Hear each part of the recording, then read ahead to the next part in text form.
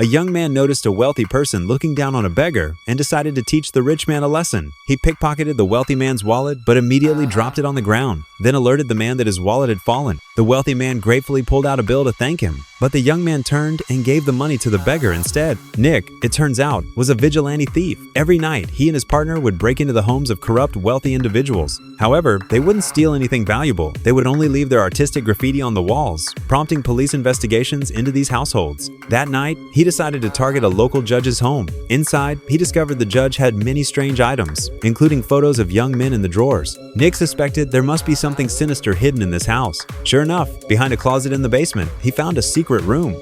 Peering through the peephole in the door, Nick immediately recoiled in horror. Just then, the lights upstairs came on. The judge had returned. The judge had received a home invasion alert and came back to investigate. Finding nothing apparently disturbed, he assumed it was a false alarm until he noticed a crooked painting on the wall. He didn't notice Nick slipping away behind him. Sensing something was amiss, the judge looked around outside. Fortunately, Nick had already dropped to the ground, avoiding detection. Afterward, Nick immediately contacted his partner, ready to share the horrifying discovery, but his partner cut him off, declaring he was done with theft and wanted nothing to do with whatever Nick had found. After much deliberation, Nick decided to call the police and report everything he had seen. The police quickly sent officers to the judge's house to investigate, but after a thorough search, they found nothing and had to leave. Watching from the shadows, Nick felt helpless. Back home, he couldn't stop thinking about what he had seen in that secret room, a man who had been tortured beyond recognition. Unable to bear the weight on his conscience, Nick decided to rescue the man alone. He broke in again while the judge was out, unaware that the judge had already grown suspicious. Nick quickly reached the secret room and, after offering some words of comfort to the victim, helped him toward the exit.